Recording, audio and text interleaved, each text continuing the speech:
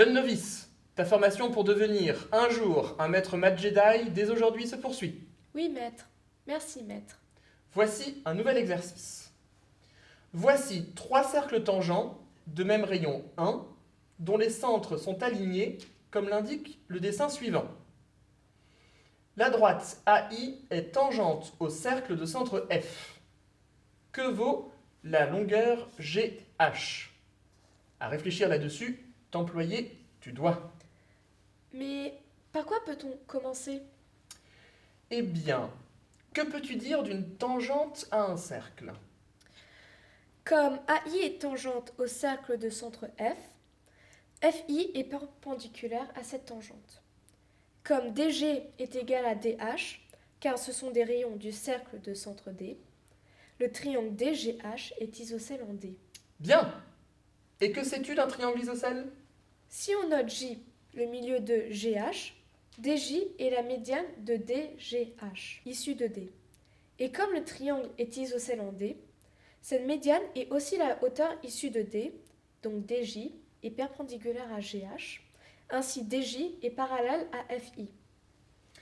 Bien! On a donc 2 segments parallèles et un triangle. On peut donc appliquer le théorème de Thalès dans les triangles AFI et ADJ, et on obtient AD sur AF est égal à DJ sur FI. Comme les 3 cercles ont même rayon 1, AD est égal à 3 et AF est égal à 5.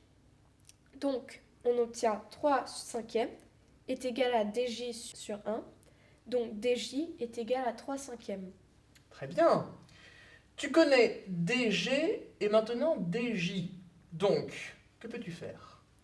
Par ailleurs, le triangle DJG est rectangle en J. On sait que DJ est égal à 3 cinquièmes et DG est égal à 1, car DG est un rayon du cercle. Or, d'après le théorème de Pythagore, DJ au carré plus JG au carré est égal à DG au carré. C'est-à-dire 3 cinquièmes tout au carré plus JG au carré est égal à 1 au carré. Ou encore ceci. On obtient cela, donc ceci. Ainsi, JG au carré est égal à cela, est égal à 16/25. À conclure, il te reste, comme dirait... JG au carré est égal à 16/25. Or, JG est supérieur à 0, car JG est une longueur. Donc, JG est égal à racine carrée 16/25 est égal à racine carrée de 16, tout sur racine carrée de 25, est égal à 4 cinquièmes. Enfin, comme J est le milieu de GH, GH est égal à 2 JG, et ainsi GH est égal à 2 fois 4 cinquièmes, est égal à 8 cinquièmes, est égal à 1,6. Conclusion, GH est égal à 1,6. Autre chose à dire, tu as? Non, maître. À son terme, ta résolution est arrivée. Que la force mathématique soit avec toi.